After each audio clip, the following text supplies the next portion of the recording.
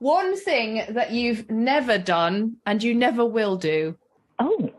Is it to me? That's good. Well, we're both thinking, aren't we? I would never do. Yeah. Well, the thing is that I'm a bit sort of try most things once type of person.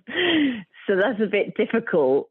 I would hope that I would never slate someone or say horrible things about someone.